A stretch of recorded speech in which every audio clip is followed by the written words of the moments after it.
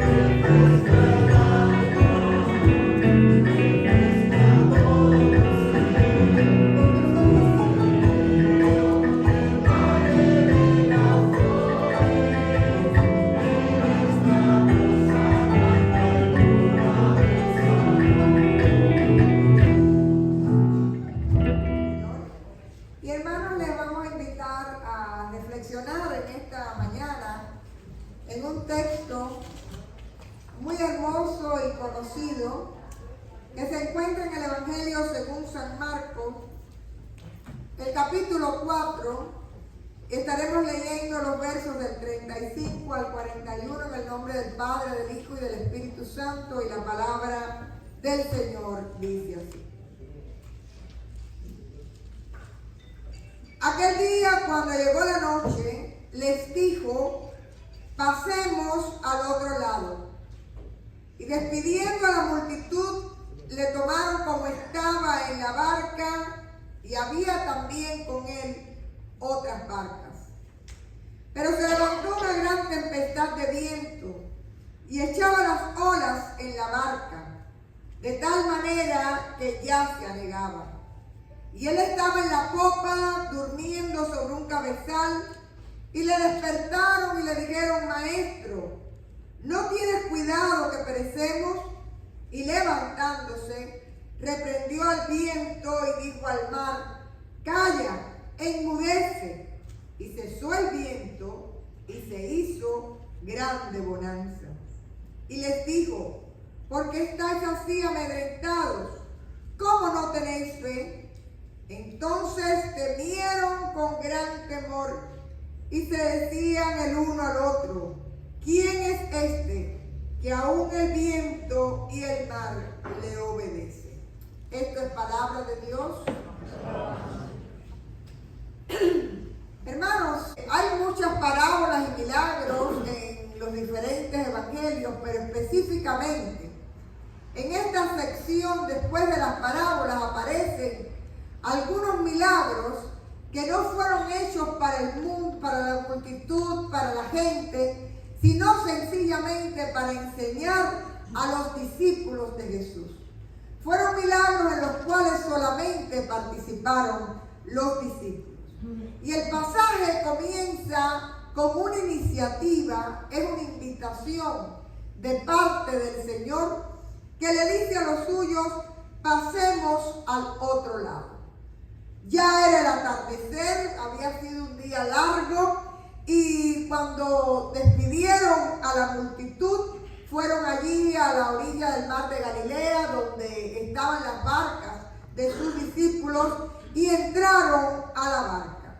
Y Marcos tiene un detalle interesante que dice que no solo iba la barca de ellos, sino que también habían otras barcas. Pero la diferencia era que Jesús y sus discípulos iban juntos en la misma barca. Y el mar de Galilea tiene una característica, que está ubicado, es un lago que está ubicado alrededor de montañas. Y los vientos, cuando suelen soplar con intensidad, mueven con mucha facilidad el mar. Yo no sé si ustedes recuerdan lo que estuvimos juntos en aquel viaje que hicimos a Israel, que en la experiencia específicamente del mar de Galilea, nosotros entramos con un mar que era un plato, estaba muy apacible. Y estando en el barco, hubo una pequeña lluvia. Y de pronto no fue nada peligroso, pero fue un cambio tan drástico que ahí pudimos entender la palabra, porque enseguida, como le decimos nosotros, el mar se picó. ¿Saben lo que quiere decir eso?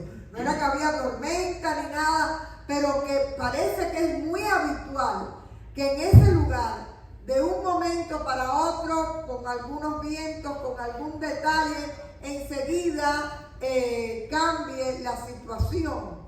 Y en este caso, no era una lluvia, dice que lo que había era un viento fuerte, y aquello comenzó a ponerse tan tremendo que el agua estaba entrando en la barca.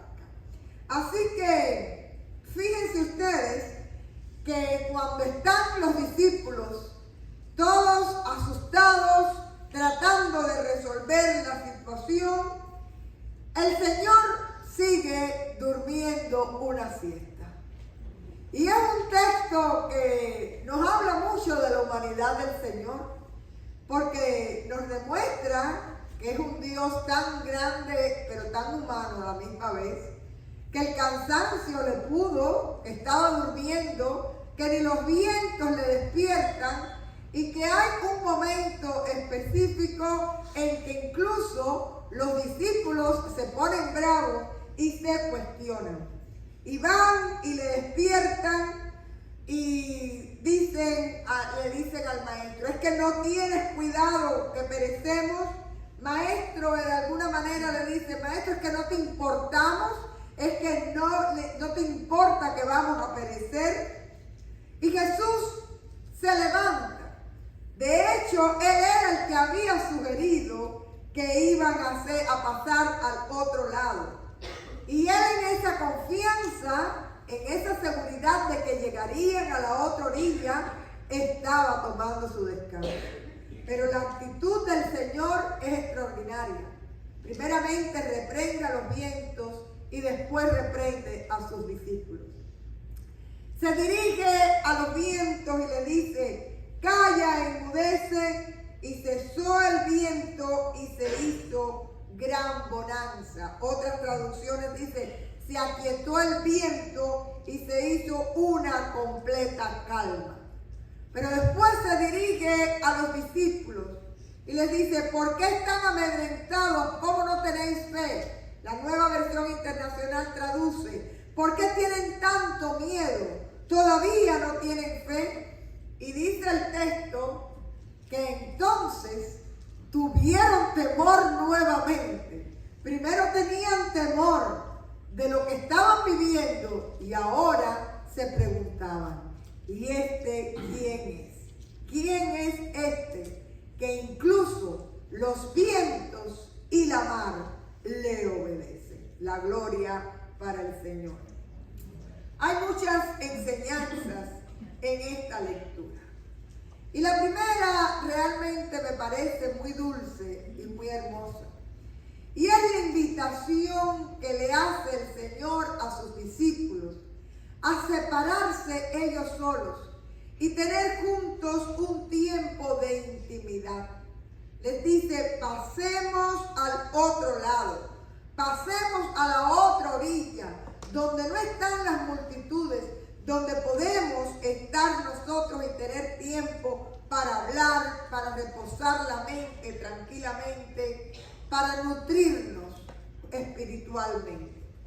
Y a veces tenemos que entender que en medio de la vida que llevamos, una vida extraordinariamente ajetreada, usted tiene que escuchar la voz de Dios cuando también le está diciendo: haz un alto para tener este tiempo de intimidad conmigo.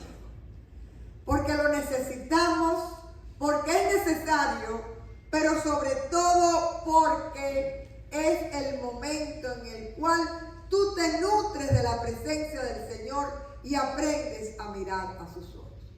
Y hermanos, yo no sé si usted puede hacer suya esta oración, pero yo creo que muchas veces debemos decirle al Señor: Señor, por favor, sube conmigo a mi barca.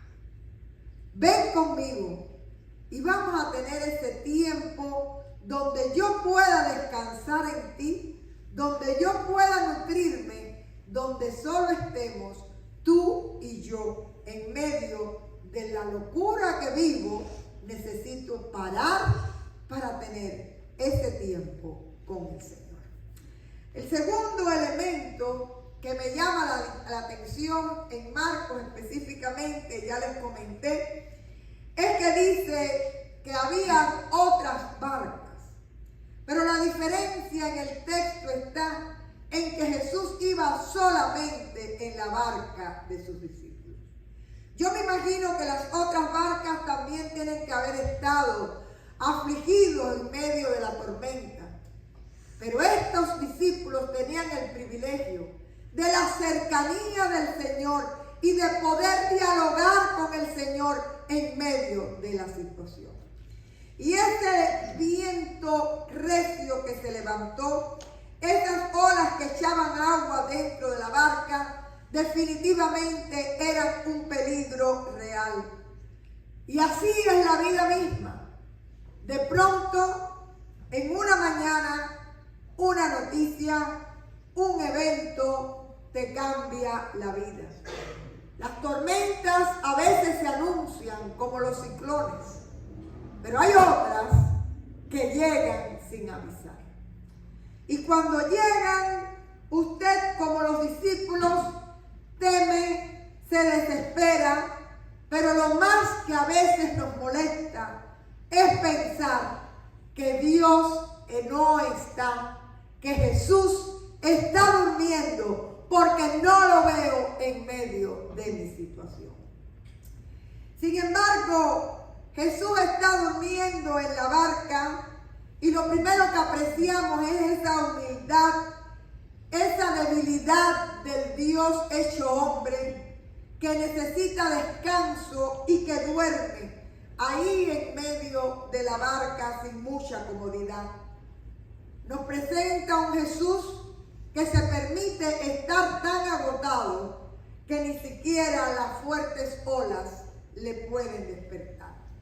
Y su sueño realmente es tranquilo, aunque la mar esté agitada. Y lo podemos entender porque él tenía confianza en Dios y sobre todo porque él había dicho la invitación: pasemos a la otra orilla. Y cuando el Señor promete, el Señor cumple. A él sea la gloria. Pero entonces el Señor es despertado a gritos por sus discípulos. Es que no te importamos, es que estamos perdidos. Yo creo que muchas veces esa también es nuestra oración. Señor, ¿dónde estás? Con una familiaridad extraordinaria y con un clamor sincero le decimos: Señor, ¿dónde estás que no te veo? En esta situación que estoy viviendo, Señor, muéstrate a mí. Despiértate a mi favor. Y despertando el Señor, dice el texto, que cayó al viento, calmó el mar y después de la tormenta vino la calma. Y puede ser que alguno de ustedes también pueda decir en esta mañana: Señor, cuánto necesito que llegue esa calma después de la tormenta. Cuánto la necesito en mi vida. Y yo sé, Señor, que tú puedes. Y acto seguido reprende a los discípulos porque ellos sabían con quién estaban. Ellos sabían que el Señor, cuando cumple sus promesas, es fiel. Ellos tenían el privilegio que no tenían las otras barcas, de tener al Señor junto a ellos. Pero de todas maneras tenían miedo, les faltaba la fe. Así que en este evangelio, una de las cosas que se van a repetir una y otra vez es esa pregunta: ¿quién es este? Porque el centro de este evangelio no es la situación de los discípulos en la tormenta. El centro de esta historia es que hasta los vientos y la mar le obedecen, porque Él tiene todo el poder y a Él sea la gloria. Ese es el Dios en el cual creemos. Ese es el Dios en el cual podemos confiar.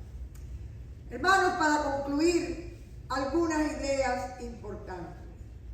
La tempestad en esta historia es un símbolo de las muchas crisis que nosotros podemos tener a nivel personal, a nivel social e incluso como iglesia. A veces son tormentas pequeñas, otras veces son grandes, muy grandes las tormentas. Y muchas veces nos van a tocar remar incluso con corrientes contrarias y nos da la impresión de que la barca se va a hundir mientras Dios parece dormir. Pero cuando Dios te promete estar contigo, Dios también está en medio de tu tormenta, aunque tú no lo sientas. Pero la fe no se trata de lo que tú sientes, la fe se trata de lo que tú sabes, de tener un Dios presente y vivo en tu vida, aunque tú no lo puedas ver. Y esta vida, el Señor no nos ha prometido que va a ser una travesía apacible. En nuestra historia y en la de cada uno de nosotros siempre habrá tempestades, pero lo importante es saber y tener la certeza de que el Señor va en mi barca, de que yo no estoy solo, de que Él está con nosotros. Y darnos cuenta que el pecado muchas veces es que no acabamos de tener la suficiente fe, la suficiente confianza como para, en medio de esas situaciones, recordar primero la promesa y después poner nuestra mirada en las circunstancias. Habíamos hablado de lo importante de ese diálogo con el Señor en la intimidad. Cuando aquellos hombres ven que van a hundirse, le gritan al Señor, y entonces es que viene la calma y que comienzan a entender de nuevo.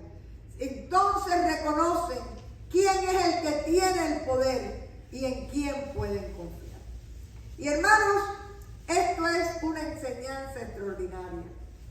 En medio de las tormentas de la vida, recuerde siempre que lo más importante es el diálogo con el Señor. Llamarle, clamarle, no importa que usted se faje con el Señor y le hable como usted le hablaría a un amigo. Porque de hecho eso fue lo que hicieron los discípulos. Lo importante es que en el diálogo con el Señor es donde únicamente tenemos la posibilidad de entender todas las cosas y de saber que aunque no vemos al Señor, Él está y podemos descansar en Él. Es el encuentro con Dios el que trae calma. Es el encuentro con Dios el que quita los miedos. Y cuando usted no se encuentra con Dios en ese diálogo, va a vivir siempre multiplicando los problemas, creando climas de tensión y de desaliento, dejando escapar lo esencial de Dios para aferrarse a lo inmediato, a lo del mundo que le está generando todas estas situaciones. Hay una frase que tenía siempre Nay y que a mí me daba mucha risa y yo la hice mía. Y Nay decía: no podemos ser personas generadoras de conflictos. ¿Usted sabe lo que quiere decir eso? Que usted mismo se crea el conflicto, se cae atrás, se responde, se vuelve. Y cada vez que le dan la solución, usted pone el pero. Y ella decía: no ser nunca generador de conflicto. Por eso es que se necesita al Señor y por eso es que necesitamos ese diálogo con Él. Hermanos, una idea importante. Ya les dije que Marcos presenta este escrito para recordarnos que Él es el Señor que puede incluso, no solo venció la muerte, eso lo sabemos después, pero en ese momento hasta los vientos y la mar le obedecieron. Y en esta situación nosotros normalmente actuamos como los discípulos. Nos preocupamos y suponemos que Jesús no se preocupa por nosotros. Y en vez de resistir al miedo, confiando en el Señor y sabiendo que Él va en nuestra barca. Hay situaciones difíciles que todos tenemos que atravesar en la vida. Pero si usted aprende a vivir en esa intimidad, a tener al Señor en su barca, a vivir en ese diálogo tan necesario, realmente usted va a confiar y a darse cuenta que si el Señor le dice: pasemos a la otra orilla, usted en el nombre de Jesús va a llegar a la otra orilla. ¿Lo estamos entendiendo?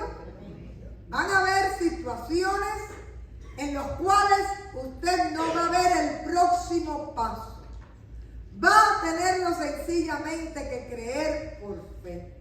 Pero si el Señor está en tu barca en medio de la tormenta y tú te nutres de esa intimidad con Él, tú puedes saber que el Señor es fiel y que si Él te acompaña, siempre te va a llevar a un puerto seguro y de bendición.